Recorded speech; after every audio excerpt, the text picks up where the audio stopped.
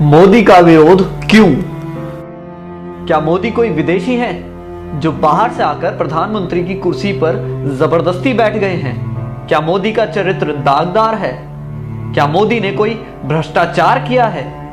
क्या मोदी अपनी तिजोरी भर रहे हैं नेहरू गांधी परिवार की तरह? क्या मोदी का कोई बेटा, भतीजा, भाई, भौजाई जिसको वो लाभ देने में लगे हैं? क्या मोदी की विश्वसनीयता संदेह के घेरे में है? क्या मोदी राष्ट्र विरोधी कार्य कर रहे हैं? क्या मोदी कामचोर हैं? स्वयं से सवाल करने पर हर बार आपका मन जवाब देगा नहीं। तो फिर मोदी से एलर्जी क्यों?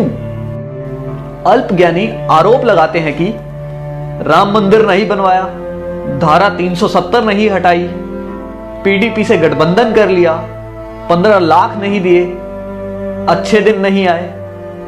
आप ही बताएं कि क्या आपको हर विषय में 100% नंबर मिलते थे? क्या आप पहली नौकरी लगते ही घर खरीद लेते थे?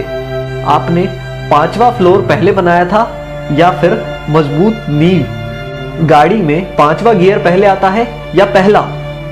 उदाहरण और भी जोड़ सकते हैं। कोई नहीं बताता कि अगर मोदी नहीं तो और कौन? कौन बना सकता है स्थायी सरकार? कौन बनवा सकता है राम मंदिर? कौन हटवा सकता है धारा 370? कौन करवा सकता है किसानों की सुरक्षा? कौन कर सकता है भारत की रक्षा? ये एक साजिश है लुटेरों की, ताकि आप फंस जाएं और इनको लूटने को मिले। मई 2014 से आज तक सारे चोर चुहार, देशद्रोही, आतंकी टाइप के लोग पगलाए हुए हैं। जरा सोचिए, अगर आपने आज मोदी का साथ नहीं दिया तो जैसे वाजपेयी सरकार के जाने के बाद सोनिया की गुलामी 10 साल करनी पड़ी थी, अब की बार शायद 100 साल से भी ज्यादा करनी पड़ेगी। खून के आंसू रोना पड़ेगा।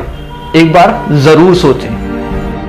हमने अपने देश की बागडोर मोदी जी जैसे एक ऐसे मजबूत और ताकतवर व्यक्ति के हाथ में दी है जो देश के 125 करोड़ हिंदुस्तानियों के भविष्य के बारे में 24 घंटे सोचते हैं और उनके भविष्य को संवारने के लिए निरंतर कार्य कर रहे हैं। मीडिया और लोगों का विरोध सुनकर भी वे देश के भविष्य के लिए कार्य करते चले जा रहे हैं।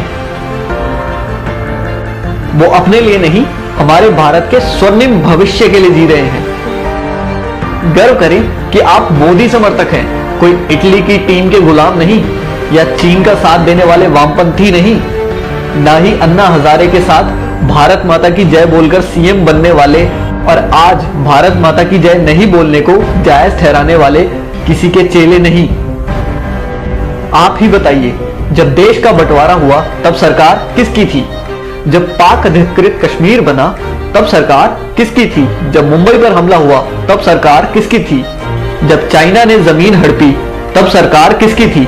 जब वीर सैनिकों के सर काट के पाकिस्तानी ले गए तब सरकार किसकी थी? बोफोर्स का घोटाला हुआ तब सरकार किसकी थी? सैनिकों की वर्दी पर पैसा खा गए, वो सरकार किसकी थी? सरदारों का कत्लेआम किया, वो सरकार किसकी थी? शिमला का समझौता कर देश की बेशकीमती जमीन पाकिस्तान को दे दी गई, तब सरकार किसकी थी?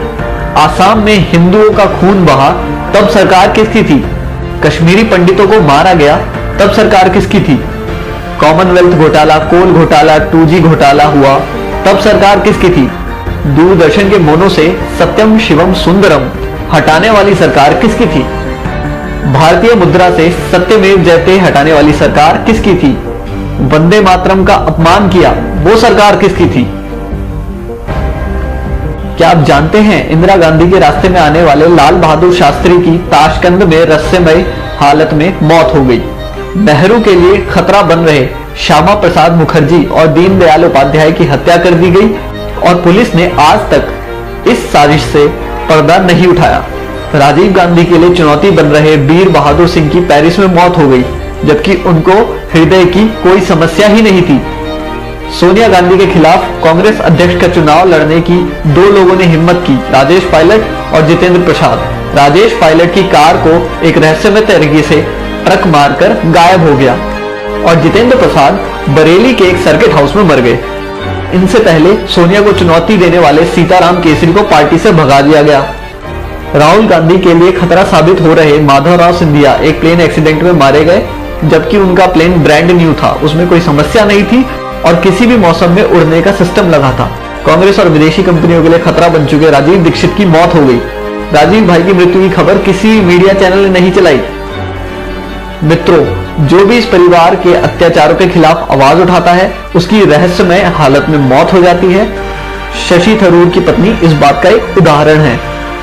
संविधान की धारा 30A के तहत विद्यालयों में गीता रामायण पढ़ाना क्यों प्रतिबंधित है और मदरसों में कुरान और ईसाइयों को बाइबल पढ़ाने की छूट है।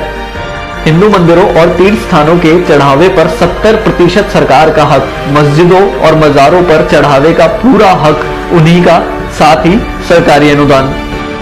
बाबा अमरनाथ और कैलाश पर्वत की यात्रा पर सरकार को टैक्स, लेकिन हज यात्रा पर सब्सिडी। इच्छा है तो इस मैसेज को आगे बढ़ाएं, वरना स्वयं को भारतीय कैसे कहेंगे। जय हिंद।